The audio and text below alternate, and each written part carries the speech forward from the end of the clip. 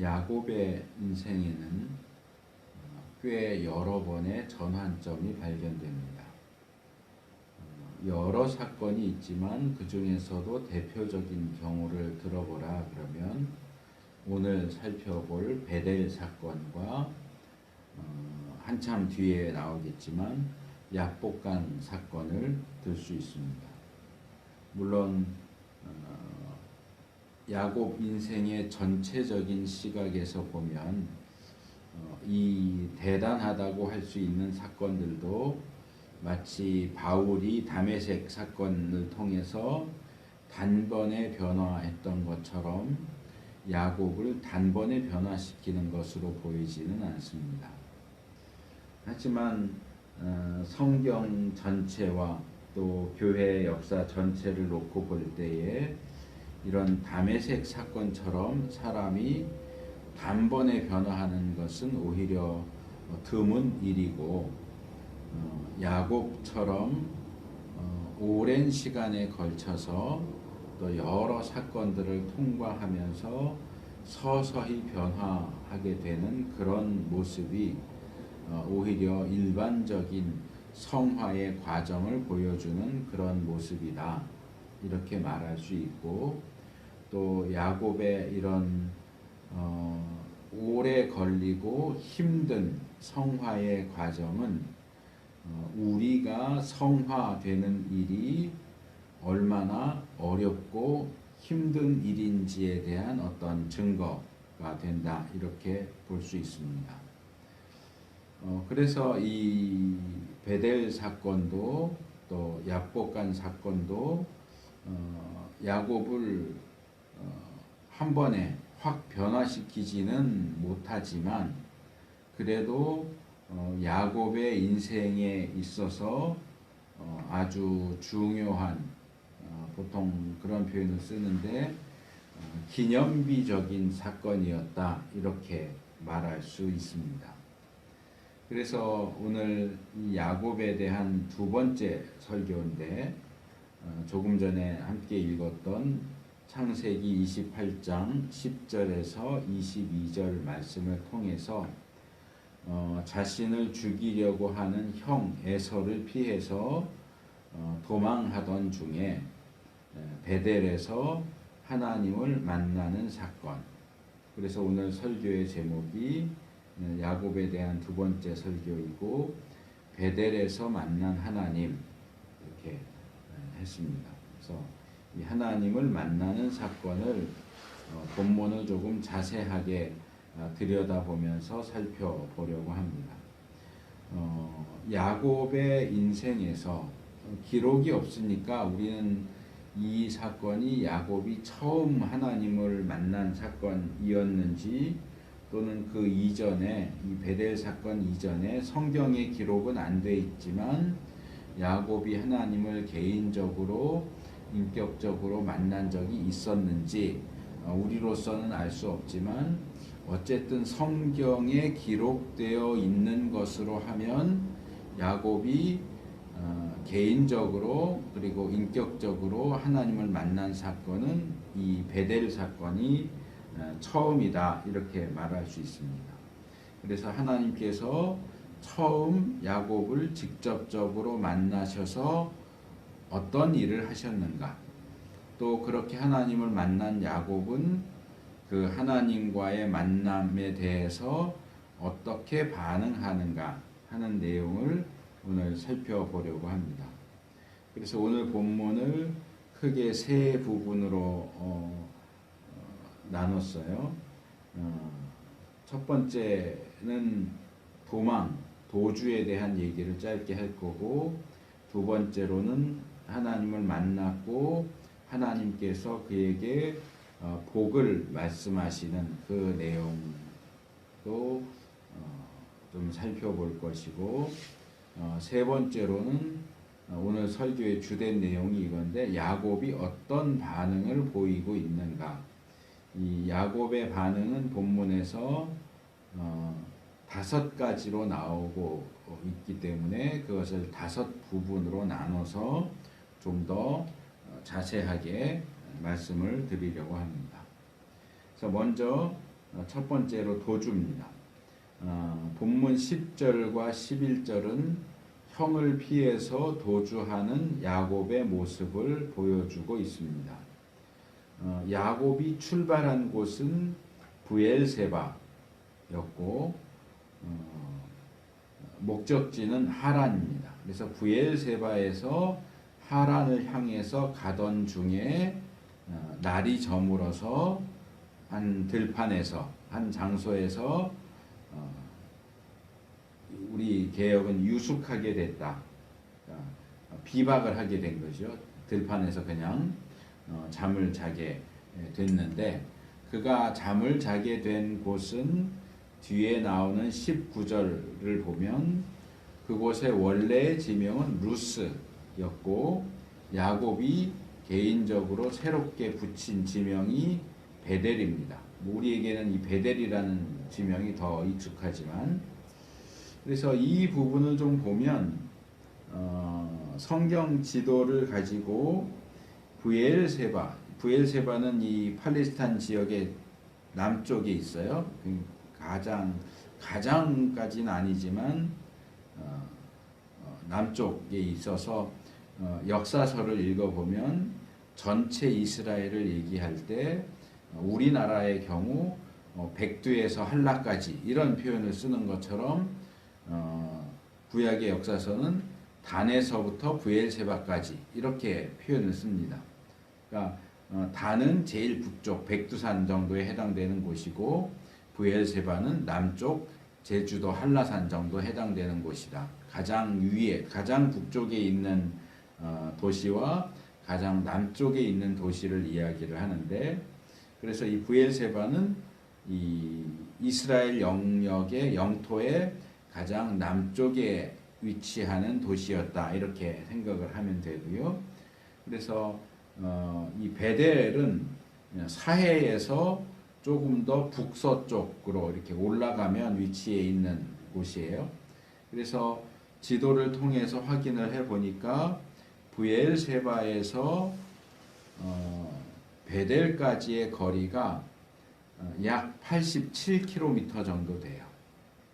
근데 이것은 직선 거리인 거고 예를 들어서 지금 우리 집에서 저기 장기상가를 간다고 하면 지도상으로 직선 거리는 얼마 안 되겠지만 실제로 장기상가에 가기 위해서는 이쪽 산길로 내려가 가지고 삥 돌아서 나가야 되니까 거리도 훨씬 길어지고 시간도 더 길어진단 말이에요.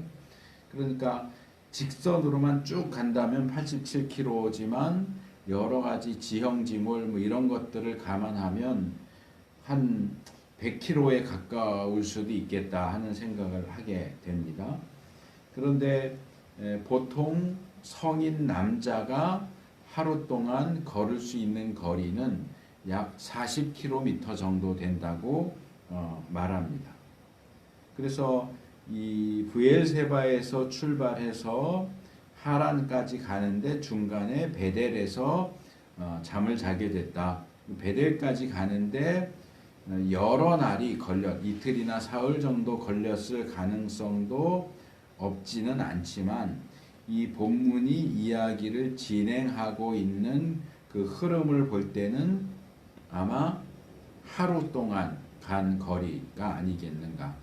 브엘세바를 떠나서 하란으로 향해서 가던 중 날이 어두워져서 들판에서 자게 됐다. 이런 식의 이야기의 진행이기 때문에 하루 만에 최소로 잡아도 87km, 좀 더 여러 가지 정황을 놓고 보자면 거의 100km에 가까운 거리를, 그러니까 보통 성인 남자가 걸어갈 수 있는 거리의 2배 이상을 이동했다 하는 얘기죠. 이 거리는 결국은 야곱이 얼마나 겁에 질려 있었고 형이 알고 따라와서 날 죽이면 어떡하지 해서 정말 자기가 낼 수 있는 힘의 그것 이상으로 정말 힘쓰고 애써서 죽을 둥 살둥 하면서 아마 거의 뛰다시피 정말 최선을 다해서 도망치고 있는 그런 정황을 우리에게 암시해 주고 있다. 얼마나 절박하고 다급했을까 하는 것을 생각을 해보게 됩니다. 두 번째로 하나님과의 만남인데요. 12절에서 15절까지 내용은 그렇게 곤한 몸을 누이고 잠을 자던 야곱이 꿈에 어떤 장면을 봤는가 하는 것을 이야기해 주고 있습니다. 야곱이 꿈에 본 것은 두 개의 장면으로 소개가 됩니다. 첫 번째 장면은 그가 누워서 자고 있는 땅 근처 어딘가에 그 꼭대기가 하늘에 닿아 있는 굉장히 높았겠죠. 사닥다리, 우리 개역성경은 사닥다리라고 번역을 했는데 이 번역한 히브리어 단어는 술람이라고 하는 단어예요. 그래서 뭔가를 올렸다, 올라간다 그런 뜻에서 사다리를 가리키기도 하고 계단을, 올라가는 계단을 가리키기도 합니다. 이게 사다리냐 계단이냐 하는 것은 분명하지 않지만 예전 번역들은 대부분 사다리, 사닥다리, 그래서 영어 표현으로도 Ladder of Jacob 이렇게 야곱의 사다리, 야곱의 사닥다리 이런 표현이 이제 많이 사용되는 것을 볼 수 있어요. 그러니까 이 단어를 사다리, 사닥다리로 이해를 주로 해왔다 하는 거죠. 그리고 이제 이 모습은 바벨탑을 연상시키는데 바벨탑을 쌓았던 사람들은 그 탑이 하늘까지 닿게 하기 위해서 탑을 쌓았는데 결국 하늘까지 닿지 못하는 탑을 쌓다가 중단됐죠. 그런데 이 사다리는 하늘까지 닿아 있는 사다리, 땅에서부터 하늘까지 닿아 있는. 그리고 개역은 그것 위에서 이렇게 되어 있지만 이제 그걸 통해서 사닥다리를 통해서 하나님의 사자가, 이건 천사를 가리키는 표현, 구약의 표현입니다. 하나님의 사자가, 천사가 오르락 내리락, 올라갔다 내려왔다 올라갔다 내려왔다 하는 그런 모습이 보여집니다. 이것은 말하자면 배경이죠.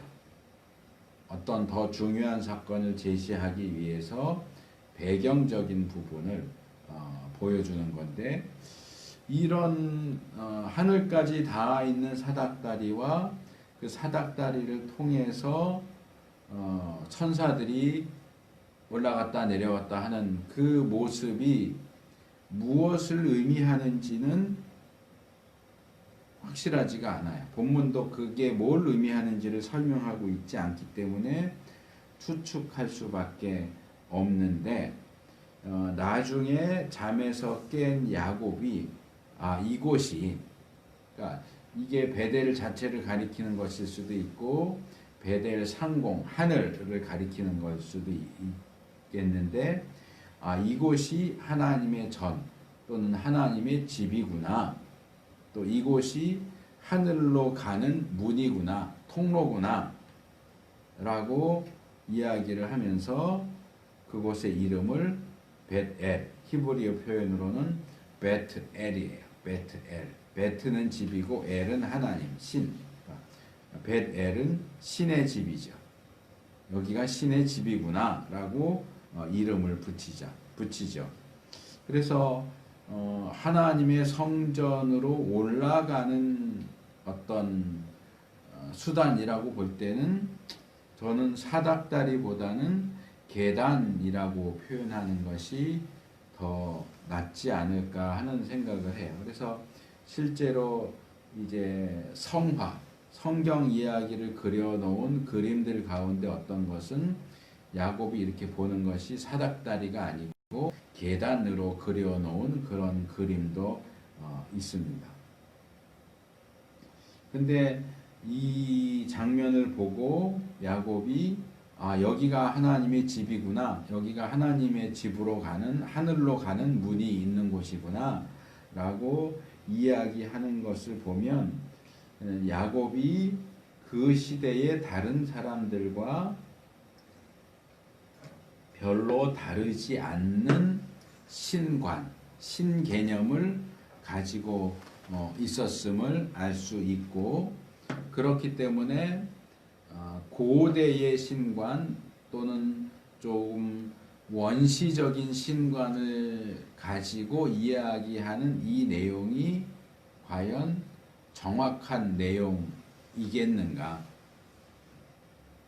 뭐 예를 들어서 원시인이 비행기를 보고 야 커다란 새다 그랬다고 한다면 그 말을 곧이곧대로 받아들여서 아, 저 비행기는 새구나 이렇게 말하면 잘못된 거죠. 새처럼 보이는 거지 새가 아닌데 비행기 자체를 모르니까 새다 이렇게 얘기하는 거잖아요. 그러니까 그런 면에서 볼 때 이 야곱의 발언은 뭔가 좀 원시적이고 고대의 것이기 때문에 우리가 야곱이 한 말을 곧이곧대로 받아들일 수 있겠느냐, 좀 문제가 있지 않겠느냐 생각을 할 수도 있을 것 같아요.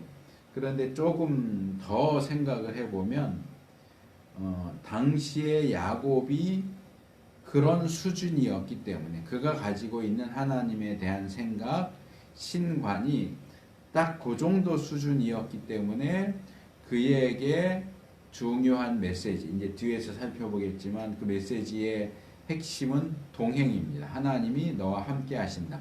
네가 어디 가든지 내가 너와 함께 하겠다. 15절에 나오는 내용인데 이 하나님이 전달하고자 하시는 이 메시지를 전하기 위해서는 야곱이 알아듣도록 하지 않으셨겠느냐 하는 겁니다.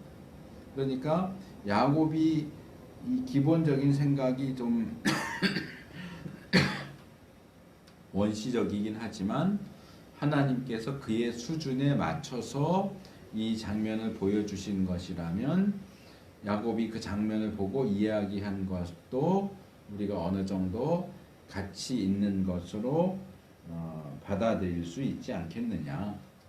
그래서 이런 모습은 성경에 여러 곳 나오는데 야곱의 경우에 또 한 번 하나님께서 야곱의 상황에 꼭 맞는 메시지를 어떤 장면을 통해서 주시는 장면이 있는데 야곱이 하란에서부터 고향으로 돌아올 때도 그에게 가장 필요한 메시지를 주시죠.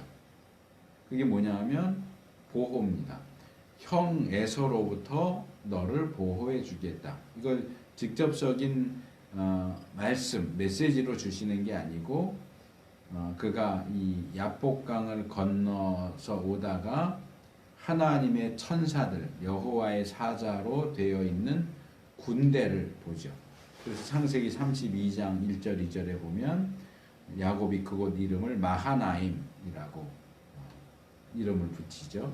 이 하나님의 천사들의 군대가 왜 거기 주둔하고 있었겠느냐? 야곱을 보호하기 위해서다. 너 형 에서를 무서워하지 마라.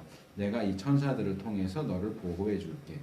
그래서 야곱의 형편과 처지 또 그의 수준에 가장 딱 들어맞는 방식으로 메시지를 전달해 주시는 것을 볼 수 있는데 이 본문도 역시 비슷한 의미로 이해할 수 있지 않겠는가.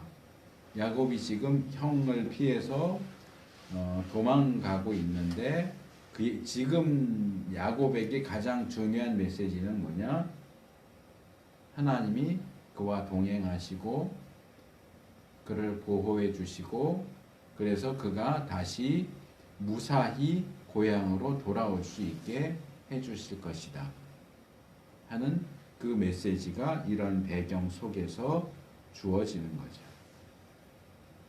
그가 두 번째로 본 장면은 그 위, 사닥다리의 꼭대기고 말하자면 이 하나님의 집의 현관쯤 해당되는 곳이겠죠. 하늘 끝까지 닿은 사닥다리 끝에 누군가가 있는 것을 봤다. 하늘 끝이면 잘 보이지도 않을 텐데 야곱은 보죠, 그것을. 그러니까 이건 야곱이 눈이 좋았다 뭐 이렇게 뭐 설명할 수도 있겠지만 꿈이니까 그 까마득한 꼭대기에 서 계시는 하나님의 모습을 식별해서 볼 수 있지 않았겠느냐. 근데 그분은 이 사닥다리를 통해서 오르락 내리락 하는 천사와는 전혀 다른 모습이었기 때문에 야곱은 단번에 그분이 하나님이구나 하는 사실을 알 수 있었고, 그 하나님께서 그 꼭대기에서 야곱에게 말씀을 하시죠. 그래서 야곱에게 이렇게 말씀을 하시는 것이 이렇게 야곱의 꿈에 나타나신 사건의 목적이다. 주된 목적이 바로 이 말씀 메시지를 전달하기 위한 것이었구나 하는 것을 알 수 있습니다. 그 내용을 좀 자세하게 보면 하나님은 첫 번째로 먼저 자신의 정체, 내가 누군가 하는 것을 밝히시죠. 나는 여호와니 너의 조부 아브라함의 하나님이요 이삭의 하나님이라. 그리고 두 번째로는 아브라함 때부터 아브라함에게 그리고 이삭에게도 주셨던 그 약속, 우리가 창세기 12장 1절에서 3절 찾아보면서 살펴보면서 이 내용은 족장들에게 계속 반복되는 중요한 내용이고, 그래서 족장들을 이해하고 이스라엘을 이해하는데 가장 기본적인 내용이다라고 지적을 했는데, 그 내용이 다시 확인되죠. 너 누운 땅을 내가 너와 내 자손에게 주리니. 땅에 대한 약속과 자손에 대한 약속이 같이 나오고, 내 자손이 땅의 티끌같이 되어서 동서남북에 편만할지며 이것도 역시 자손에 대한 약속. 땅의 모든 족속이 너와 내 자손을 인하여 복을 얻으리라. 복에 대한 약속. 그래서 아브라함 언약의 내용을 다시 확인해 주시는, 모든 족장에게 공통적으로 주어지는 약속을 말씀하셨고, 마지막 거기에 이어지는 15절은 현재 야곱의 상황에 꼭 필요한 야곱에게 맞춤 제작된 약속의 말씀을 제시하시죠. 내가 너와 함께 있어 내가 어디로 가든지 너를 지키며 너를 이끌어 이 땅으로 돌아오게 할지라. 내가 내게 허락한 것을 다 이루기까지 너를 떠나지 아니하리라. 이 말씀하셨습니다.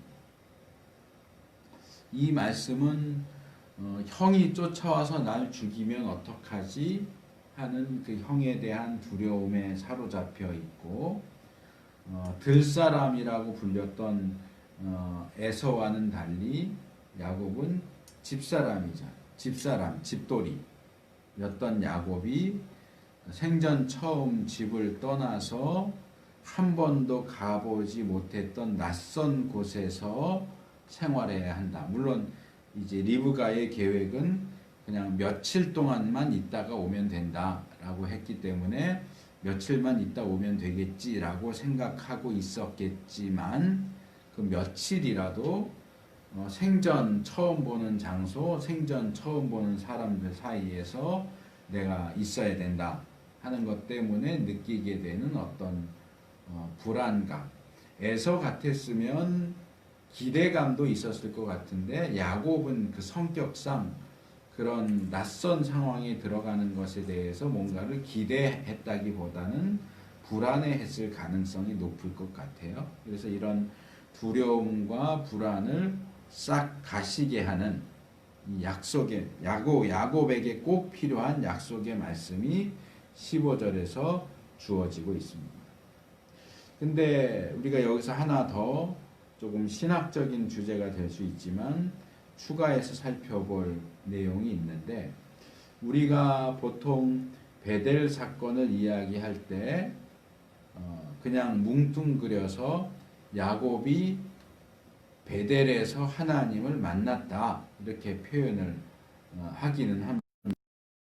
제가 앞에 강조해서 얘기했을지 모르겠지만, 사실 야곱이 하나님을 만난 것은 실제 상황에서 만난 게 아니에요. 어떻게 만났어요? 어디에서 만났어요? 꿈에서 만났다. 꿈에서. 야곱은 꿈에서 하나님을 봤어요. 실제로 본 게 아니에요. 그렇다면 자, 잠을 자다가 꿈에 하나님을 만났는데 야, 내가 정말 하나님을 만났어 라고 주장하는 것이 옳을까요? 정당할까요? 거기에 대해 우리가 할 수 있는 답변은 그래, 맞아 하는 답변과 아니, 틀려 라고 하는 두 개의 답변을 모두 줄 수 있게 됩니다. 어떻게 예와 아니요 둘 다 맞는 답이 될 수 있느냐? 그 이유를 알려면 창세기에서부터 요한계시록에 이르기까지 성경 전체에 나오는 하나님의 계시의 방법 또는 수단을 올바르게 이해하는 것이 필요합니다. 이것은 예전에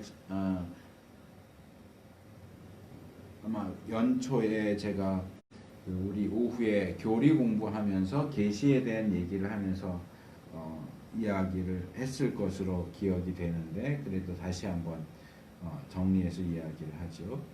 하나님께서 자신을 사람들에게 계시하시는, 나타내시는 또는 자신의 뜻을 말씀하시는 방법들로서 성경에 나와 있는 내용들을 열거한다면 첫째는 이제 한문 표현인데요. 신현현, 영어로는 데오파니라고 이렇게 부르는 거예요. 신현현, 즉 신이 직접 나타나는 방법이 있습니다. 이것은 다시 하나님께서 하나님의 모습으로 하나님의 영광을 그대로 가지고 나타나시는 쉐키나의 현현이 있고 하나님이 인간의 모습으로 나타나시는 아브라함이 인간의 모습으로 아브라함의 장막을 찾아오시죠. 그때는 아무도 그분이 하나님이신 건 알 수 없지만 그분이 하나님이 맞단 말이에요. 그래서 하나님의 모습으로 나타나시는 경우가 있는가 하면 인간의 모습으로 나타나는 경우가 있는데 둘 다 하나님이 직접 나타나시는 신현현이라고 하는 것이다. 둘째로 환상이나 이상, 비전이죠.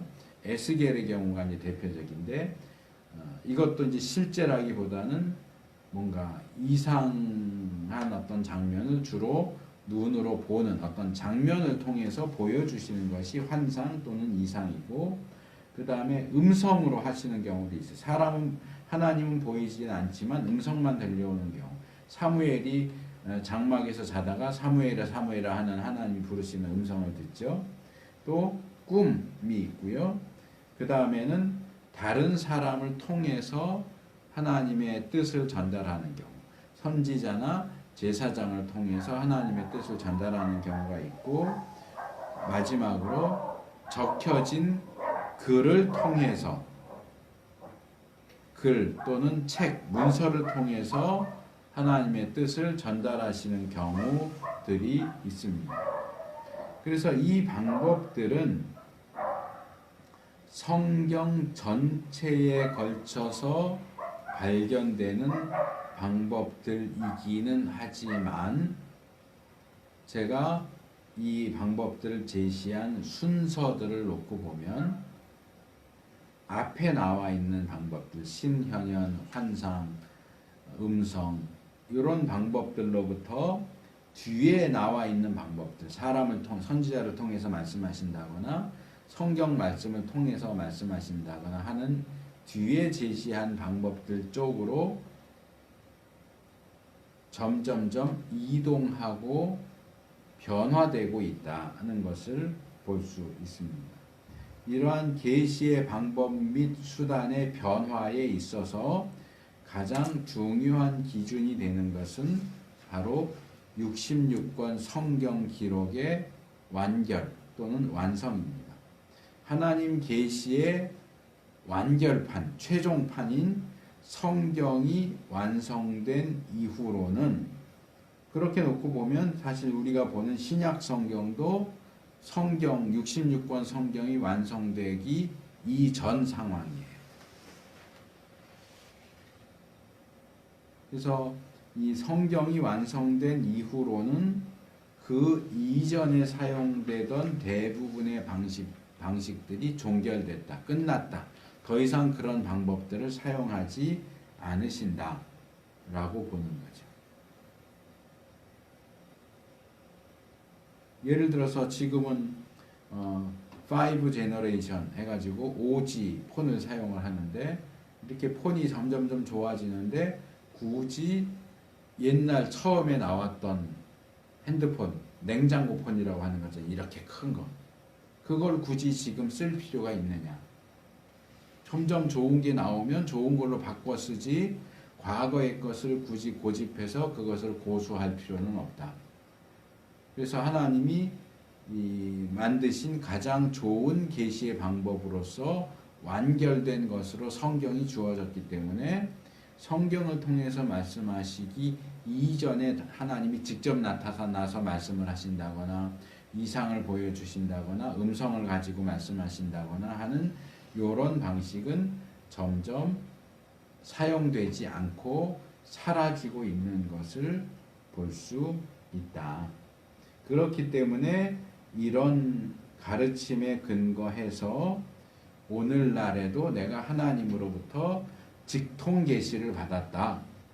하나님이 나에게 직접 나타나셨고 하나님이 직접 나에게 말씀하셨다라고 하는 그런 주장을 우리가 정통 기독교는 불건전하다, 이단적이다, 위험하다 이렇게 말하면서 거절하는 거예요. 하나님께서 우리에게 주셔야 하는 필수적인 계시의 내용들은 다 66권 성경에 들어가 있어요. 더 이상 계시하실 필요가 없다는 거죠. 그렇기 때문에 성경이 있는 이 시대에 또 다른 직통 계시를 통해서 말씀하실 필요가 전혀 없다. 지금은 성경을 통해서만 말씀하신다. 이렇게 보는 거죠. 그렇기 때문에 이 꿈이라고 하는 것은 구약과 신약 전반에 걸쳐서 하나님이 사용하신 방식, 하나님이 자신의 뜻을 계시하시는 방식이기 때문에 성경이 완성되기 이전 시대의 사람인 야고보는 나오는 꿈이 다 계시적인 꿈이냐 하는 아니죠. 그냥 일반적인 꿈도 있고 소위 말하는 개꿈도 있지만 계시적인 꿈도 있어요. 그렇기 때문에 야곱의 경우에는 우리가 이 문제를 다루면서 처음 던졌던 질문, 꿈에 하나님을 만났는데 야 내가 정말로 하나님을 만났어 라고 주장하는 것이 가능하고 옳은 일이냐 라고 할 때 야곱의 경우에는 맞아, yes 라고 대답할 수 있다고 하는 거예요. 야곱의 경우는 맞아요. 정말 하나님을 만난 거예요. 꿈이지만. 하지만 성경이 완성된 오늘날의 경우에 내가 어젯밤에 잤는데 하나님이 나타나서 정말 나 하나님을 만났어 라고 말한다면 그렇게 말하는 것에 대해서는 우리가 yes 할 수 없다는 거예요. No way. 아니야. 그건 그냥 꿈이지 될 수 없다. 왜? 우리 시대는 성경 시대와는 달리 꿈이 더 이상 계시의 수단으로 사용되지 않기 때문이다. 그래서 성경에 꿈 이야기가 많이 나오니까 교회 안에서 신자들 가운데 목사님 제가 이런 꿈을 꿨는데 이게 무슨 뜻이에요? 하고 목사들에게 꿈을 풀어달라고 요구하는 사람들이 종종 있는데 목사는 꿈 풀어주는 사람이 아니에요. 그리고 이 시대의 꿈은 그냥 꿈이에요. 그걸 자꾸 계시적인 것과 연관시키려고 하면 위험해집니다. 이단으로 빠지기가 쉬워요. 물론 하나님은 주권적인 분이시니까 하나님의 주권적인 뜻에 따라서 오늘날에도 꿈을 사용하실 수 있고 비전, 이상을 사용하실 수도 있고 음성을 사용하실 수도 있고 또는 직접 나타나시는 그런 방법들도 사용할 수 있지 않겠느냐? 예, 오케이. 사용하실 수 있어요. 우리가 하나님 그 방법 사용하시면 안 돼요 라고 금지시킬 수는 없습니다.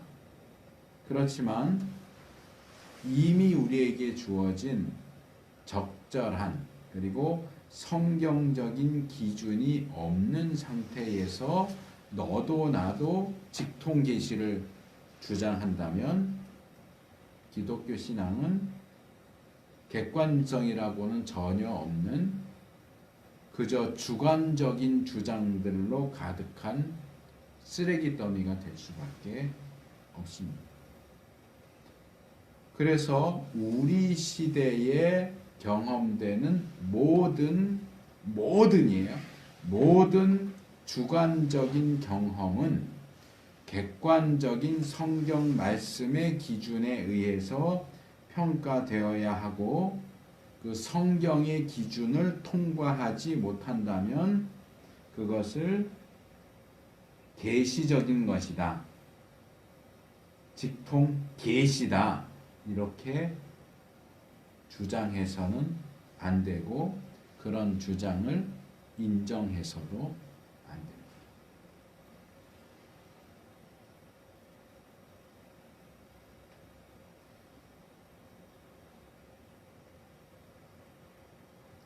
자, 이제 세 번째로 야곱의 반응 16절에서 22절 본문에서 이 광경을 보고 이 말씀을 들은 야곱이 잠에서 깨어나서 어떻게 반응하고 행동했는가 5가지 내용을 살펴보도록 하겠습니다.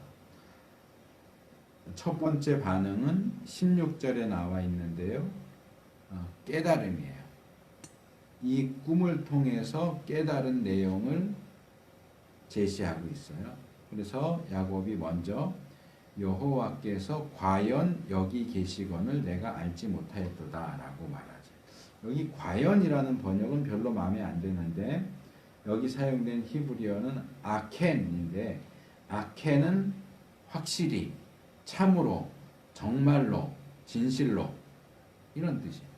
하나님께서 정말 여기 계셨는데 이런 뜻이에요. 과연은 조금 뉘앙스가 다르죠. 하나님께서 확실하게 여기 계시는데 내가 그걸 몰랐구나 라고 말하죠. 근데 하나님이 여기 계시는데 내가 몰랐다라는 얘기가 도대체 무슨 뜻일까? 제가 종종 얘기했던 부분인데요. 자, 이걸 제대로 알려면 당시의 신관, 제가 앞에서도 자세하게 설명하지는 않고 야곱이 그 시대 사람들이 가지고 있던 고대의 또는 원시적인 신관을 가지고 있었다라고만 얘기했는데 그걸 좀 설명을 해야 될 것 같아요. 그 부분을 제대로 알아야 이 야곱이 뭘 깨달았는지, 왜 이렇게 말하는지를 이해할 수 있어요. 뭐 예를 들어서 그리스 로마 신화 대부분 알고 있죠. 거기 보면 어떻게 되어 있어요? 신들마다 다 특정한 영역과 분야를 가지고 있어요. 하늘은 제우스, 바다는 포세이돈, 지상, 대지는 가이아, 그리고 지하 또는 죽음 이후의 세계는 하데스, 뭐 음악을 담당하는 신, 아폴론, 장사를 담당하는 신, 헤르메스, 의학도 아폴로가 담당을 하는데, 뭐 여러 분야마다 이게 겹대로 이렇게 아폴로처럼 겹쳐지는 부분이 있기도 하지만 지역과 분야마다 그것들을 담당하고 있는 신들이 다 따로 있다. 이건 바실론에서 하는 얘기인데 구약 초기의 신관도 이 그리스 로마의 신관과 그리 다르지가 않았어요. 그것을 이제 신학에서는 영어로 로컬 갓 이렇게 불러요. 물론 G는 소문자죠. 로컬 갓. 그래서 이것을 보통 지역신 이렇게 번역하기도 하고 지방신 이렇게 부르기도 해요. 어떤 특별한 로컬, 한 지역을 담당하는 신, 로컬 갓. 그래서 구약을 보면 나라마다 민족마다 믿는 신이 다르죠. 그것도 지방신 개념이 있기 때문에 그래요. 또 열왕기상 20장 23절에 보면 아람이 이스라엘하고 전쟁을 하는데 전쟁을 할 때마다 져요. 이게 어떻게 된 일이냐? 그럴 때 아람 왕의 신하들이 이런 말을 해요. 저희의 신은 이스라엘의 신은 산의 신이다. 우리가 신임으로 저희가 우리보다 강하였거니와 우리가 만일 평지에서 저희와 싸우면 정녕 저희보다 강할지라. 저 이스라엘의 신은 산의 신인데 우리가 산에서 싸우니까 질 수밖에 없지 않겠느냐. 근데 우리가 평지에서 싸우면 이스라엘의 신은 산의 신이기 때문에 평지에서는 힘을 못 쓸 거고 그러면 우리가 이길 수 있다라고 이야기하는데 이런 발언도 다 이런 로컬 갓의 개념 속에서 이야기된다라고 이해를 해야 됩니다. 그래서 이 야곱은 할아버지 때부터 믿어왔던 여호와라고 하는 신은 할아버지가 살았던 곳 그리고 아버지가 살고 있는 곳 브엘세바를 비롯해서 이렇게 가나안 땅 팔레스타인 땅을 왔다 갔다 하면서 살았단 말이에요. 유목이니까 그가 아브라함이나 이삭이 살았던 곳 가나안 땅에나 하나님이 거기 계시지 하란에도 과연 하나님이 계실까? 내가 지금 하란에 가려고 베델까지 왔는데 이렇게 이 북쪽에 있는 베델에도 과연 하나님이 계실까? 하나님이 저 남쪽 브엘세바 쪽에만 계실 것 같아 라고 생각을 하고 있었다는 거죠. 왜? 하나님도 지역신일 테니까 지방신일 테니까 어디에나 계실 수는 없어. 할아버지 아버지가 주로 머물렀던 그 도시들에는 하나님이 계시고 그곳에서 힘을 발휘하시지만 여기까지는 못 오실 거야 라고 생각을 한 거죠. 근데 이런 생각이 야곱만의 생각이 아니고 그 시대의 일반적이었기 때문에 야곱으로부터 치면 최소 잡아도 500년 정도 후에 아브라함부터 430년 뒤라고 이렇게 하니까 뭐 그렇게 말하면 400년 정도라고 이야기를 해야 될지 모르겠지만 약 400~500년 정도 이후에 출애굽해서 가나안에 들어간 이스라엘이 자기들을 그동안 그때까지 인도해 오신 여호와 하나님을 섬기는 것을 슬쩍 밀어놓고 바알신을 섬겨요. 가나안 사람들이 섬기던 바알신을 섬겨요. 왜 그랬느냐? 여호와 하나님은 전쟁의 신이고 그러니까 전쟁할 땐 여호와 하나님을 믿는 것이 유리하지만 가나안에 들어와서 이제 정착하면서 농사를 짓고 살아야 되는데 과연 여호와 하나님이 농사도 도와줄 수 있느냐? 하나님이 농사신이냐? 하나님은 농사신이 아니라고 생각했거든요. 가나안 땅에서 믿는 농사신은 바알신이에요. 그러니까 우리가 가나안 땅에서 농사에서 먹고 살려면 농사신한테 잘 보여야 돼. 그래서 바알신을 섬긴 거예요. 여호와 하나님을 섬기지 않고 바알신을 섬긴 게 아니고 여호와 하나님도 섬기고 왜? 전쟁이 일어나면 또 하나님한테 빌어야 승리할 수 있으니까 여호와 하나님도 섬기고 농사도 지어야 되니까 농사신인 바알도 섬기고 이 종교 혼합주의에 여러 신을 한꺼번에 섬기는 그런 방식의 태도를 취하게 된 것도 역시 이 로컬 갓이라고 하는 그 개념 속에서 행해진 일이었다 하는 겁니다. 어쨌든 야곱은 지금 하나님 여기서 아버지의 집을 떠나서 멀리 왔는데 거의 100km 가까이 왔는데 아버지의 집으로부터 이렇게 멀리 떨어진 곳에서 아버지가 믿는 하나님을 만날 거라고는 전혀 예상하지 못한 상태였는데 정말 놀랍게도 여기에도 하나님이 계시다. 여기서도 하나님을 만날 수 있게 되었다. 정말 놀라운 사실. 여기도 하나님이 계시는구나. 깨달은 거죠. 그런데 이 야곱이 깨달은 내용은 정도를 따지자면 최소한 야곱의 발언에 기초해서 본다면 여기야말로 하나님의 집이구나. 하나님이 원래는 여기 계셨구나. 여기 계시면서 브엘세바에로도 오시고 뭐 다른 데도 오시고 뭐 그랬나 보다. 여기가 하나님 집이구나 라는 것이었거나 최대한으로 잡아도 하나님을 믿는 내가 움직이니까 이동하니까 하나님도 나를 따라서 이동하시는구나. 이제 하란까지 간다고 해도 하나님이 하란까지도 나와 함께 가시겠구나. 뭐 이 정도가 아니었겠는가. 우리가 오늘날 가지고 있는 것처럼 하나님은 무소부재하시다. 계시지 않는 곳이 없다. 또는 편재. 이런 정도까지 수준은 아니었던 것으로 보여요. 왜냐하면 계시의 초반기이기 때문에 모든 그 완전하게 드러난 이 무소부재 또는 편재에 대한 내용을 이 초기의 야곱이 그걸 다 깨달았던 것 같지는 않아요. 물론 우리는 야곱처럼 하나님을 지방신 또는 지역신처럼 능력이 제한되고 계실 수 있는 곳도 제한되고 하실 수 있는 것도 제한되는 그런 하나님이라고 생각하지는 않겠죠. 왜요?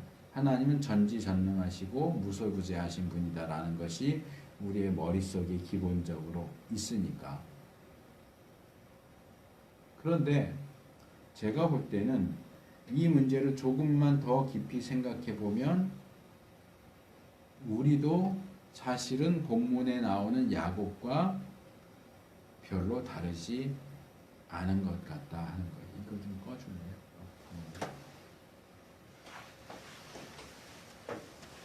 존 헌터라고 하는 목사님이 쓴 책 중에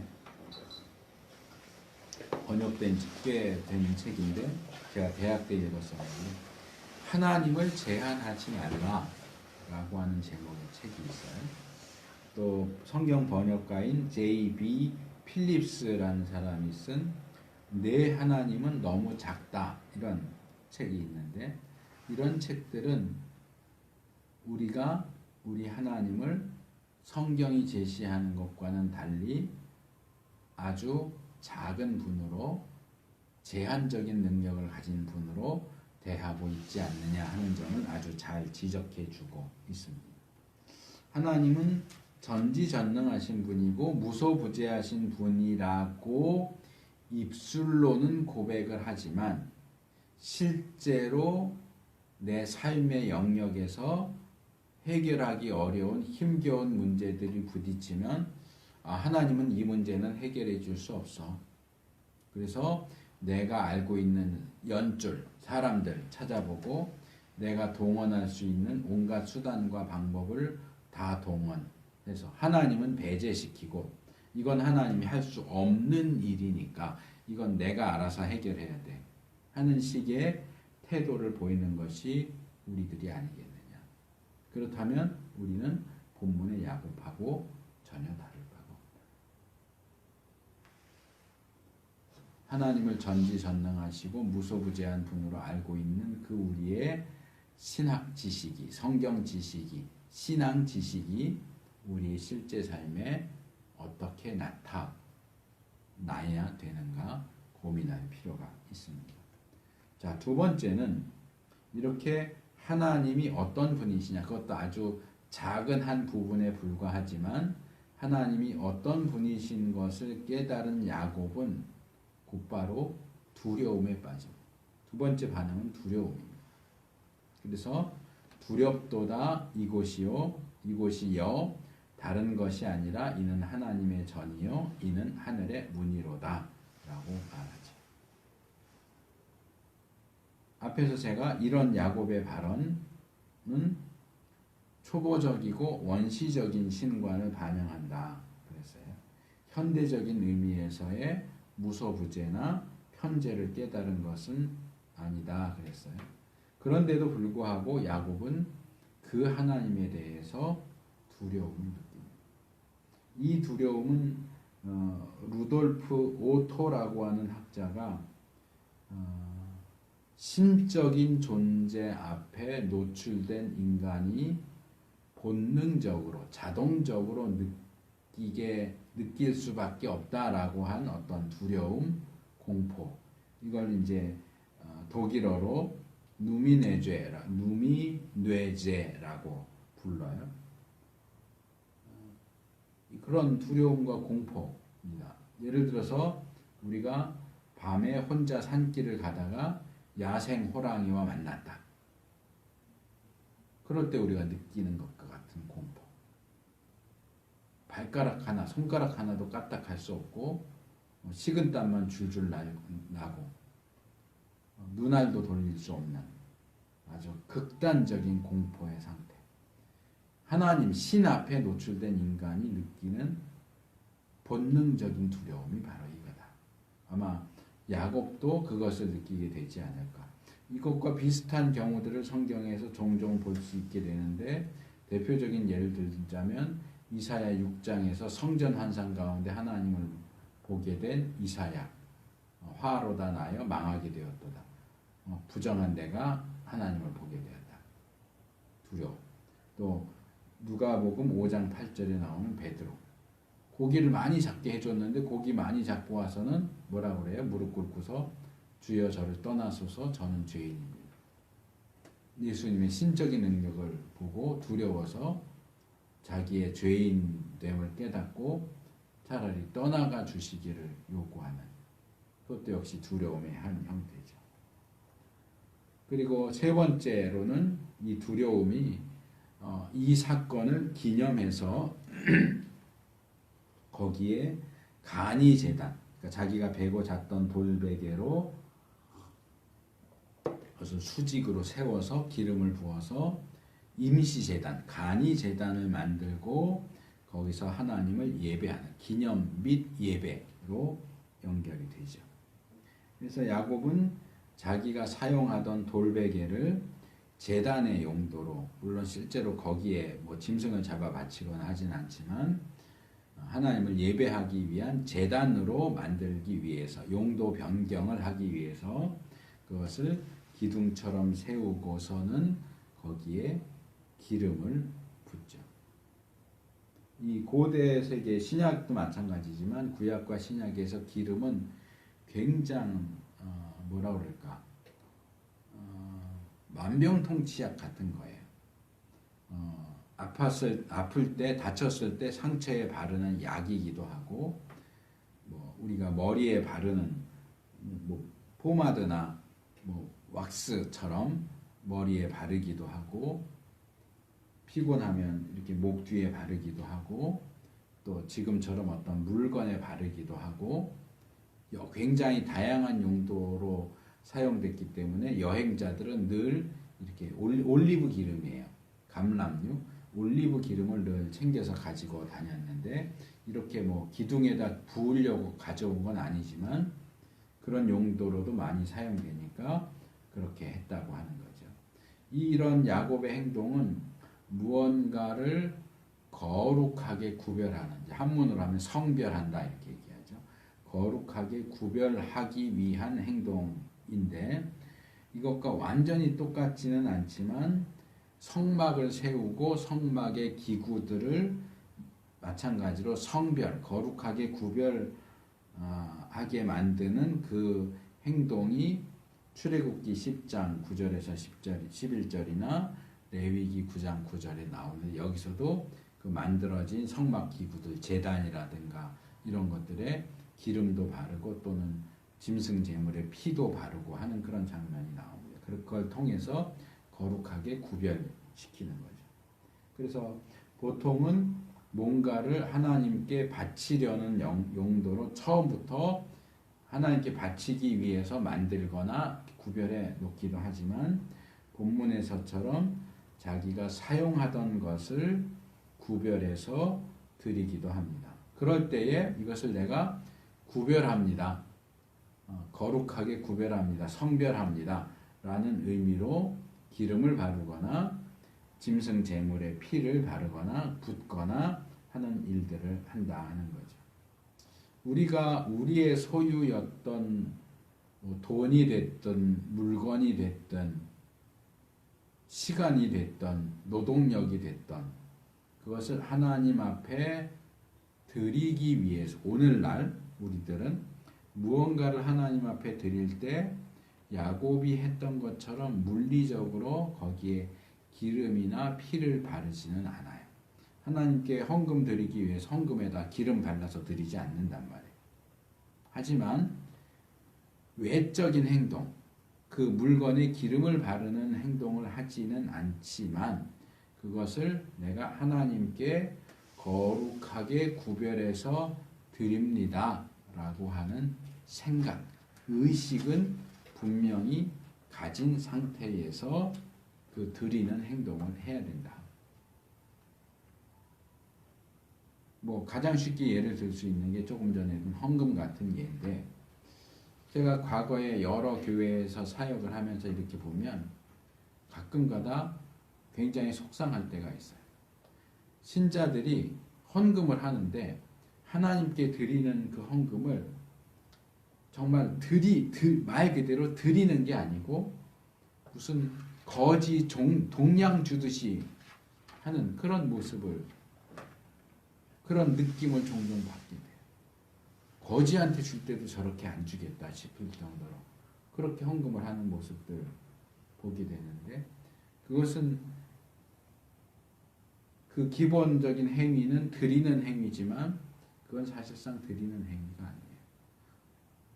성별되지 않게 그렇게 마구잡이로 동양 주듯이 하나님 앞에 헌금을 한다면 그것은 오히려 자기에게 화를 자초하는 행동이에요. 그렇게 하면 안 돼요. 우리가 무언가 하나님 앞에 내 돈을 드리고 어떤 물건을 드리고 헌물을 하고 헌금을 하고 헌물을 하고 내 시간과 내 능력을 드린다라고 할 때에 이걸 거룩하게 구별해서 드려야 되겠다. 경건한 마음으로, 거룩한 마음으로 그것들을 해야지. 짜증나 죽겠네. 뭘 또 자꾸 내라고 그래. 자꾸 하라고 그래. 이런 식으로 하는 것은 하나님 앞에 상달되지 않는다. 그것은 오히려 하나님을 욕되게 하는 행동으로 받아들여질 수 있으니까 조심해야 한다. 한편 야곱은 그곳 이름을 벳엘이라고 이름을 붙였습니다. 이곳 원래 이름은 루스라고 그랬죠. 히브리 발음으로는 루즈예요. 루즈. 이 루즈는 똑같은 발음을 가진 단어에서 나왔는데, 이게 성경의 식물이나 동물은 오늘날의 어떤 것과 정확하게 일치시키기가 좀 어렵기 때문에 여러 종류로 얘기를 하는데요. 호두나무라고 하기도 하고, 계암나무, 편도나무, 파다넥나무, 은행나무 또는 살구나무, 그러니까 아몬드나무죠. 이런 식으로 여러 개로 설명을 하는데 정확하게 뭔지는 모르겠지만 견과류가 맺히는 나무인 것 같아요. 그래서 우리나라 같은 경우는 예를 들어서 여기는 배가 많이 나온다 그러면 배골 뭐 이렇게 부르잖아요. 그것처럼 이 도시, 이 지역은 호두 또는 살구, 아몬드가 제일 적절할 것 같은데, 우리 개역이 살구라고 번역한 것들을 영어 성경은 대부분 아몬드로 번역을 하거든요.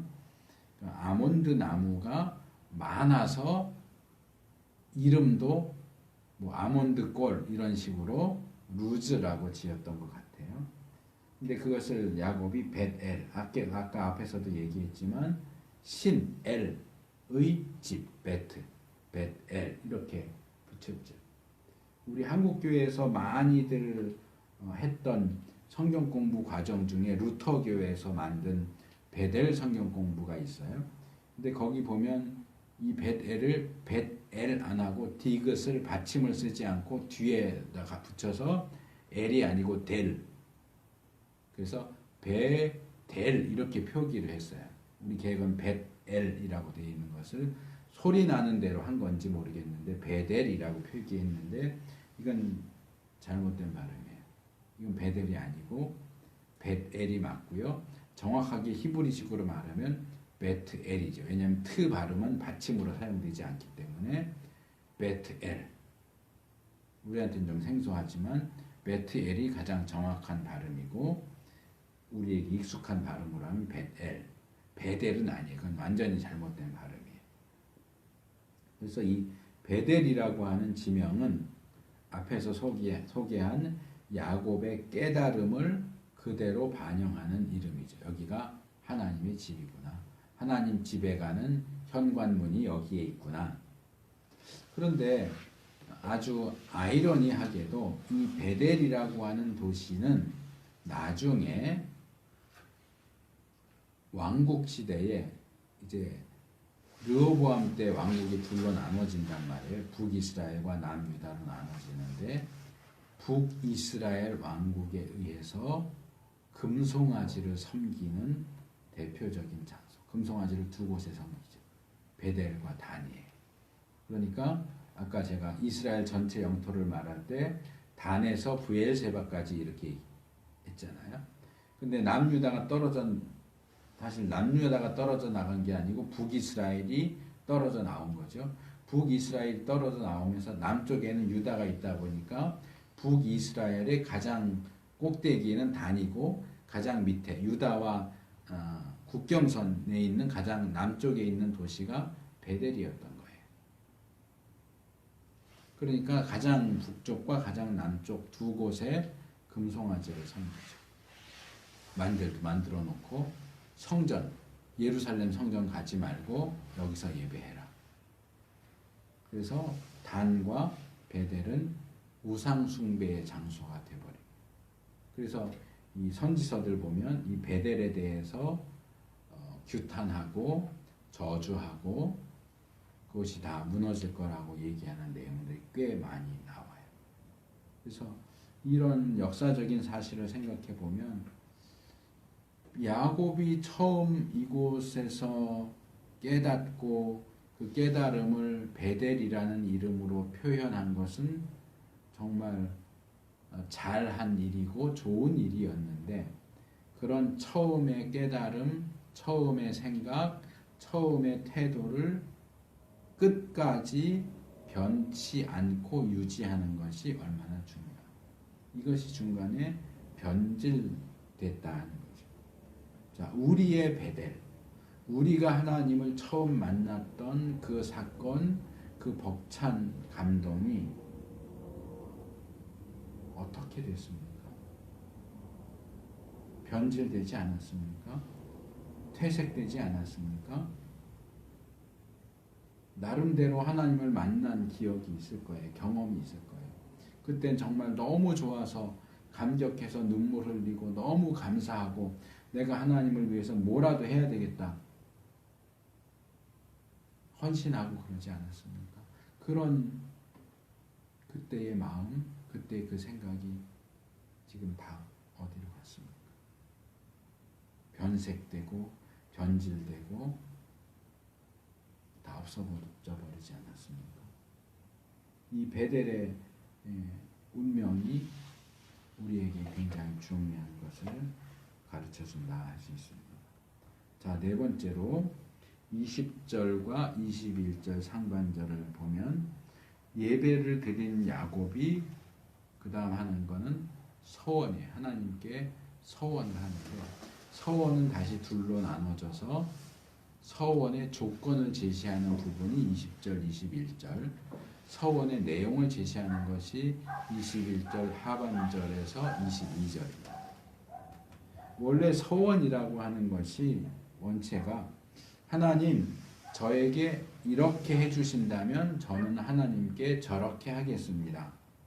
이렇게 하는 식으로 조건적으로 행해줍니다. 대부분. 그래서 야곱도 하나님께 그런 조건을 붙이는 거죠.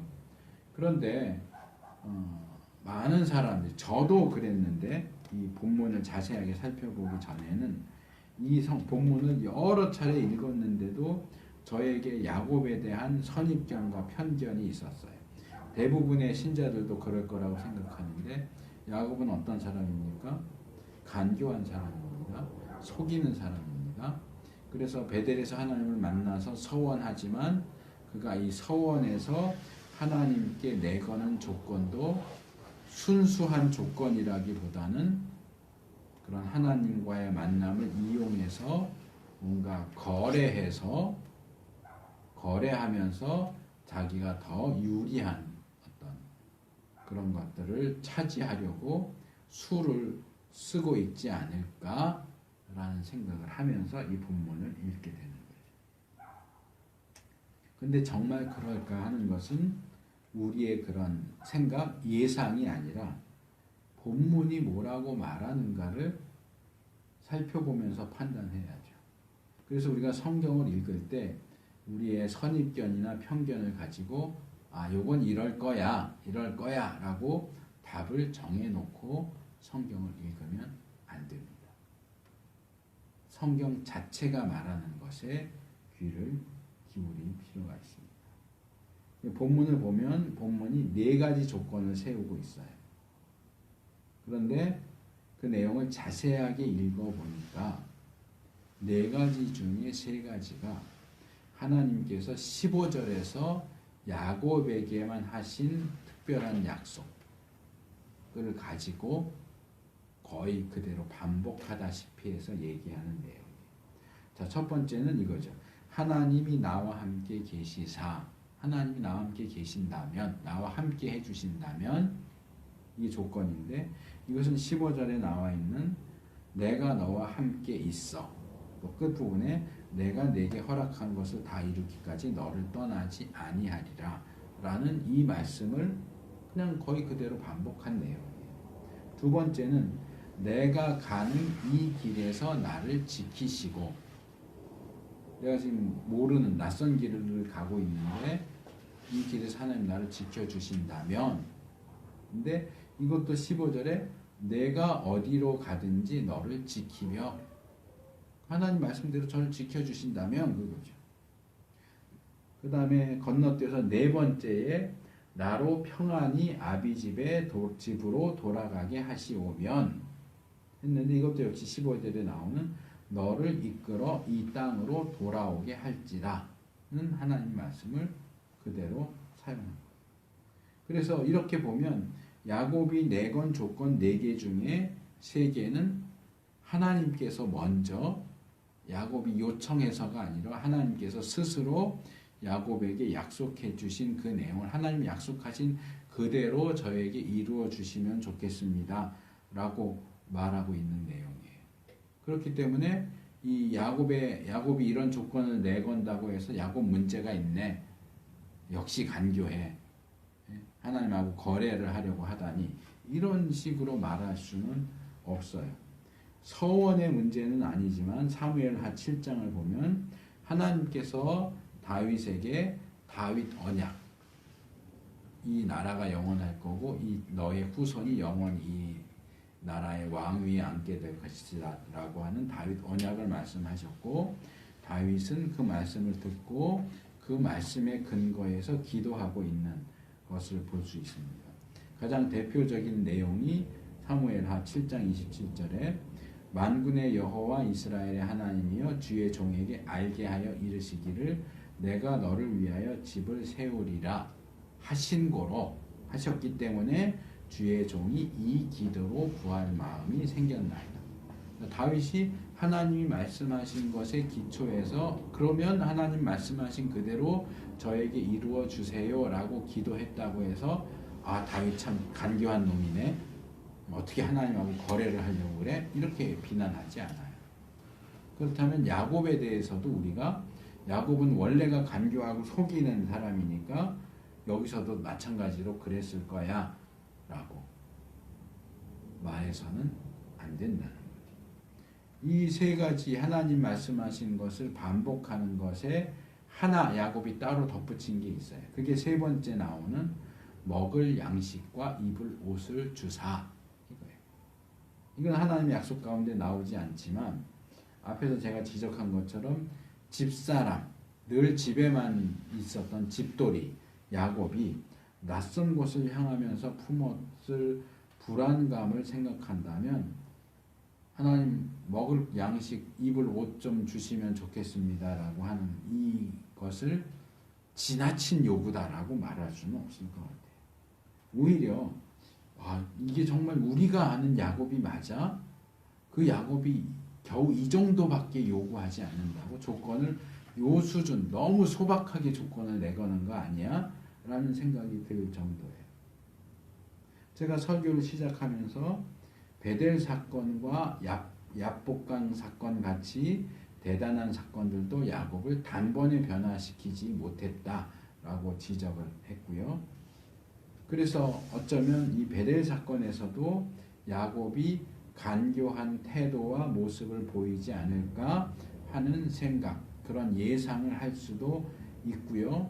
아까 고백한 것처럼 저도 이 설교를 자세하게 준비하기 전에는 이 부분에 대해서 그렇게 생각을 했어요. 이거 뭔가 야곱이 하나님과 거래를 하고 있다. 근데 본문을 자세하게 살펴보니까 아니에요. 거래를 하고 있는 게 아니에요. 제가 든 생각은 이거예요. 어쩌면 야곱은 그의 생애에서 처음으로 이렇게 하나님을 만나고 일시적이지만 아주 순수한 모습으로 돌아가 있지 않은가? 전혀 간교한 자, 속이는 자의 모습이 여기서 발견이 되질 않아요. 물론 뒤에서 더 살펴보겠지만 야곱이 서원하는 내용과 그 서원을 대하는 야곱의 이후의 태도를 보면 뭔가 확실하지가 않아요. 석연치가 않아요. 이런 순수한 태도가 계속되지 않았다는 게 문제이기는 하지만 아브라함이나 이삭이나 에서에 대해서 설교하면서 제가 지적한 것처럼 우리가 가지고 있는 그 편견과 선입견이 긍정적인 것이든 부정적인 것이든 그것이 너무 강하면 성경이 이야기하는 그 인물들의 원래의 모습을 보지 못하게 왜곡시킬 수 있다 하는 것을 명심할 필요가 있습니다. 야곱은 처음부터 끝까지 믿음의 조상이고 이삭은 늘 온유하고 순종의 사람이고 에서는 원시인이나 야만인 같은 모습이고 야곱은 늘 간교한 사람이고 그러면 성경이 그들에 대해서 이야기하는 내용을 제대로 알 수가 없어요. 야곱은 간교한 사람이니까 그의 모든 생각, 모든 행동, 심지어는 숨소리까지도 간교하고 속임수일 거야 라는 식으로 몰아붙이지 말아야 한다. 예수님이 요한복음 7장 24절에서 유대인들을 향해서 외모로 판단하지 말고 공의의 판단으로 판단하라 하셨던 것처럼 우리가 성경 인물에 대해서도 그리고 우리 주변의 인물들에 대해서도 한편으로 치우치거나 편들지 않고 정당하고 공정하게 공평하게 판단할 수 있도록 중심을 잘 잡는 것이 필요하다 하는 겁니다. 자, 마지막 서원 부분이 남았는데 세 가지 내용이에요. 이거 조금 제가 압축해서 짧게 말씀을 드리겠습니다. 자, 첫 번째 서원은 여호와께서 나의 하나님이 되실 것이요. 이렇게 해주신다면 하나님이 저의 하나님이 되실 겁니다. 물론 이것은 표현은 그렇게 되어 있지만 제가 하나님을 저의 하나님으로 섬기겠습니다. 그 얘기. 그런데 제가 하나님을 섬기겠습니다 라고 하는 내용치고는 표현이 좀 이상이 아릇해요. 이 여호와께서 나의 하나님이 되실 것이요 라는 이 야곱의 표현은 저는 제가 너무 주관적으로 삐딱하게 보는 건지도 모르겠지만 마치 야곱이 내가 그러면 하나님을 내 하나님으로 삼아 줄게요. 또는 내가 하나님을 믿어 줄게요. 섬겨 줄게요. 라고 말하는 것처럼 들려요. 이거는 주체와 객체가 뒤바뀐 상황이죠. 제가 대학 다닐 때쯤에 한국 기독교 안에 나는 찾았네 그런 문구가 유행했었어요. 내가 예수님을 찾았다 이런 의미인데 그때 어느 신학자가 누군지는 기억이 안 나는데 저하고 성향이 좀 비슷한 분이었던 것 같아요. 이렇게 반대를 했어요. 나는 찾았네는 성경적으로도 신학적으로도 올바른 표현이 아니다. 나는 찾았네가 아니고 나는 찾겼네. 하나님이 나를 찾으셨네. 내가 하나님을 찾은 게 아니고 하나님이 나를 찾으셨다라고 나는 찾겼네가 더 맞는 표현이다. 내가 하나님을 또는 예수님을 선택해서 믿겠다, 믿었다 라는 표현은 사실 성경적인 개념이 아니에요. 예수님이 요한복음 15장 16절에서 너희가 나를 택한 것이 아니요 내가 너희를 택하여 세웠다 라고 말씀하시잖아요. 물론 개념적으로는 그래요. 우리가 하나님을 선택해서 믿은 게 아니고 하나님이 우리를 선택하셨기 때문에 우리가 믿을 수 있었어요. 그런데 성경에 보면 표현에 있어서는 이런 표현들이 드물지만 사용되고 있다는 거예요. 야곱도 이 표현을 썼고 룻기 1장 16절에서 룻도 이런 얘기, 어머니의 백성이 나의 백성이 되고 어머니의 하나님이 나의 하나님이 되시리니. 레위기 26장 12절에 보면 하나님께서도 비슷한 표현을 하죠. 나는 너희 중에 행하여 너희 하나님이 되고 너희는 나의 백성이 될 것이니라. 그런데 하나님이 이 말씀을 하시는 것과 야곱이나 룻 같이 인간이 이 말을 하는 것은 전혀 같지가 않아요. 표현이 똑같아요. 하나님은 그렇게 말씀하실 수 있지만 사람이 그렇게 말하는 것은 잘못된 겁니다. 왜요? 인간이 하나님을 선택하는 게 아니거든요.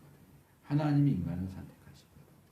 그런데도 불구하고 성경이 이런 표현이 사용되고 있고 어떤 경우에는 이런 표현을 사용하는 것이 가능하기는 합니다.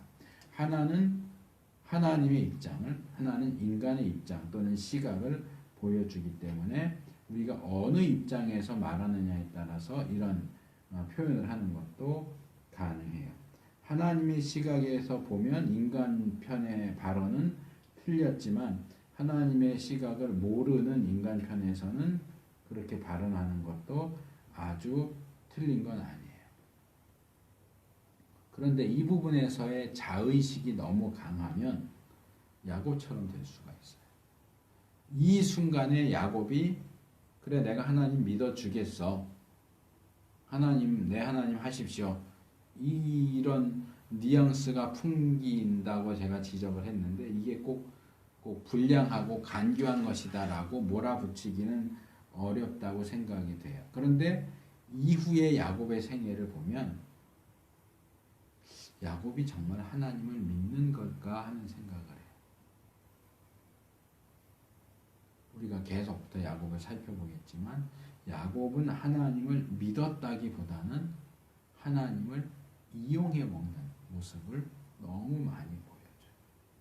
이건 이제 다음 뒤에서 설교 다음 몇 번 지나가서 이 주제를 더 다루긴 하겠지만 이런 야곱의 모습에서 우리가 나 자신이 하나님을 믿는 건지 아니면 하나님을 이용해 먹는 것은 아닌지 좀 살펴볼 필요가 있지 않겠느냐. 내가 하나님한테 뭘 해준다. 그러니까 하나님도 나한테 적어도 이만큼은 해줘야지. 하나님이 내가 이렇게 힘들게 하나님 섬겨주는데 내가 이렇게 행동해도 하나님이 이해해줘야지. 용서해줘야지. 이런 어떤 하나님을 대하면서도 갑질하는 그런 모습이 우리에게 있지 않은가 좀 생각해 볼 필요가 있다고 말씀을 드리고 싶습니다. 자, 두 번째 소원은 내가 기둥으로 세운 이 돌이 하나님의 전이 될 것이요 하는 거예요. 여기 개역성경은 이걸 전이라고 번역을 해서 별 생각 없이 읽으면 야곱이 나중에 여기 베델에 성전을 짓겠다고 얘기했나 보다 이렇게 말할 수 있지만 여기 사용된 단어는 그냥 집이에요. 아까 베이트 할 때 이제 원형은 바이트인데 집이에요. 그냥 집, 하나님의 집을 여기 세우겠다 하는 얘기고 야곱의 이 발언은 나중에 창세기 35장 1절과 3절과 7절에서 하나님과 야곱 모두에 의해서 베델에 단을 쌓는 행위로 이해되고 있는 것을 볼 수 있습니다. 그러니까 아마 지금은 야곱이 별로 준비하지 않고 먼 길을 가기 위해서 간편하게 차리고 빨리 움직여야 되니까 그래서 준비되지 않은 상태에서 사정상 간이제단, 임시제단을 쌓을 수밖에 없었지만 나중에 형편이 좋아지면 여기에 정식적인 제단을 쌓겠습니다 라고 서원한 것이다 이렇게 이해할 수 있을 것 같아요. 그런데 역시 이후 사건을 보면 나중에 야곱이 고향으로 돌아왔을 때 돌아와서는 세겜에 정착합니다. 그 그리고 미적미적하면서 베델을 찾아갈 생각을 안 해. 내가 고향에 돌아오면 베델에 단을 쌓겠습니다 해놓고서는 베델을 안 가요. 그런 상황에서 34장에 디나 사건이 일어나고 더 이상 세겜에 머무를 수 없는 상황으로 상황이 진전되고, 그러면서 하나님께서 35장으로 넘어오면 야, 너 하란으로 떠날 때 나한테 서원했잖아. 베델에 단 쌓겠다고 서원했잖아. 그거 지켜. 베델로 가라고 직접적인 명령을 내리시죠.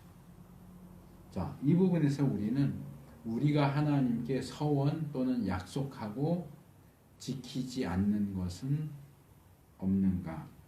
다시는 돌아볼 필요가 있습니다. 신명기 23장 21절을 보면 내 하나님 여호와께 서원하거든 갚기를 더디하지 말라. 내 하나님 여호와께서 반드시 그것을 내게 요구하시리니 더디면 내게 죄라. 분명히 얘기합니다. 하나님, 제가 이거 드릴게요. 헌금 얼마 할게요. 제가 이거 헌물할게요. 제가 제 시간 얼마만큼 약속은 해놓고 나중에 아까운 거야. 그러니까 차일, 주일, 2주일, 한 달, 2달, 1년, 2년 미루고 그러면 서원해놓고 지키지 않는 건 죄진. 종류의 내용이 나오고요. 전도서 5장 4절 말씀만 하나 더 소개를 할게요. 내가 하나님께 서원하였거든 갚기를 더디게 말라. 하나님은 자를 기뻐하지 아니하시나니 서원하는 것을 갚으라. 여긴 죄라고는 안 하고 대신 서원하는 것을 갚는 것을 더디하게 하는 사람은 어리석은 사람입니다. 우매자다. 왜? 벌을 자초하는 거니까. 매맞기를 자초하는 사람입니다. 그런데 이 서원 또는 맹세라는 것은 강제적인 게 아니고 자발적인 거예요. 그래서 성경이 서원이나 맹세를 할 것을 강히 했습니다. 그래서 조금 전에 소개한 전도서 5장 4절 바로 뒤에 5절에는 이런 내용이 나옵니다. 서원하고 갚지 아니하는 것보다 서원하지 아니하는 것이 나으니. 예수님도 마태복음 5장 33절 34절에서 또 옛사람에게 말한 바 헛 맹세를 하지 말고 내 맹세한 것을 주께 지키라 하였다는 것을 너희가 들었으나 나는 너희에게 이르노니 도무지 맹세하지 말라. 서원이나 맹세를 우리가 신앙생활하면서 서원이나 맹세를 꼭 해야 되는 건 아니에요. 그건 의무적인 게 아니에요. 그건 자발적인 거예요. 강제 상황이 아니에요. 하지만 자발적으로 서원하고 맹세했다면 반드시 지켜야 합니다. 그렇게 하지 않을 경우에 그것은 범죄 행위가 되기 때문에 그렇습니다. 마지막 세 번째 서원은 하나님께서 내게 주신 모든 것에서 10분의 1을 내가 반드시 하나님께 드리겠나이다 하는 내용이에요. 그런데 사실 이 부분은 해석과 이해가 어렵습니다. 단어나 개념이 어려운 건 아니지만 정황 때문에 그래요. 보통 목사님들이 11조에 대해서 설교할 때 아브라함이 멜기세덱에게 10분의 1을 드렸다. 창세기 14장 20절. 그리고 본문에서 야곱이 하나님께 11조 드리겠다고 했다. 이 부분들을 들면서 이게 11조의 초기의 형태다. 11조는 되게 오래된 것이고 족장 때부터 있었다라고 얘기하면서 이 부분을 얘기하는데 과연 그렇게 설명을 할 수 있을지 상당히 모호합니다. 왜냐하면 아브라함의 경우 이 사건은 그가 평생 살면서 딱 한 번 한 거예요. 그것도 특별한 사건 직후에 소돔의 백성들과 재물들을 되찾아온 사건, 전리품을 얻은 사건 바로 뒤에 전리품의 일부를 멜기세덱에게 딱 한 번 나눠준 것이지 이게 우리가 알고 있는 그 11조를 한 것이라고 말할 수 있겠느냐. 그러면 아브라함이 평소에도 11조를 했느냐. 아브라함이 평소에 11조 했다는 얘기가 나오지 않아요. 그럼 우리도 11조를 평생에 한 번만 하면 될까요? 아브라함의 본을 따라서. 또 아브라함이 11조를 했다면 누구한테 했을까요? 11조를 할 때마다 멜기세덱을 찾아갔을까요? 성전도 없고 제사장도 없고 레위인도 없는데 어디다 11조를 할까요? 같은 경우가 야곱에게도 해당된단 말이에요. 11조는 바치겠습니다 라고 말하지만 그 이후에 야곱이 하나님께 11조를 바쳤다라는 내용도 전혀 나오지 않고 바쳤다고 할지라도 누구한테 바쳤는지에 대한 내용도 전혀 나오지 않아요. 누구한테 바쳐요? 하나님께 어떻게? 우리가 알고 있는 11조는 모세 시대에 확립이 됐어요. 그리고 율법에 나오는 11조는 오늘날의 갑근세하고 비슷한 세금이에요. 이스라엘은 종교와 정치가 통합되어 있는 사회였기 때문에 이것은 종교적인 세금이면서 국가가 그것을 수납하는 어떤 통합 세금 같은 거예요. 그렇기 때문에 그런 성격의 11조는 이런 사회 구조가 형성되어 있지 않은 상황에서는 드릴 수가 없어요. 성막이 있고 성전이 있고 제사장이 있고 레위인이 있고 율법이 있는 상태에서야 11조를 드릴 수 있지만 아브라함이나 야곱은 그런 11조를 드릴 수가 없단 말이에요. 그렇기 때문에 이 야곱은 모세 율법에 나오는 우리가 아는 그런 11조가 아니고 아브라함이 멜기세덱에게 드렸던 것 같은 또는 약소국, 약자가 강대국, 강자에게 바치는 조공 같은 것을 생각하고 있지 않았겠느냐. 말하자면 강자이신 하나님이 약자인 자기를 보호해 주신다면 약자인 나는 강자이신 하나님께 보호비를 내겠습니다. 보호비의 명목으로 11조를 드리겠습니다. 이렇게 서원한 것 같은데 실제로는 어떻게 드릴 것인지 구체적인 내용이 전혀 나와 있지 않아요. 반드시 드리겠다고 말하면서도 그 반드시 드리는 11조를 어떤 방식으로 누구에게 드릴 것인지가 안 나와 있단 말이에요. 모세 시대 이후면 11조 드릴게요 그러면 그 시스템에 따라서 드릴 수 있지만 아브라함과 야곱의 시대는 그 시스템이 없단 말이에요. 그래서 이 야곱의 세 가지 서원은 제가 각각 그 부분에서 지적을 했지만 나름대로의 어떤 허점과 맹점을 가지고 있어요. 물론 그게 야곱이 처음부터 하나님을 속여 먹으려고 꾀부린 거다. 그의 서원은 사실상 서원이라고 볼 수 없다. 이렇게 말할 수는 없을 것 같아요.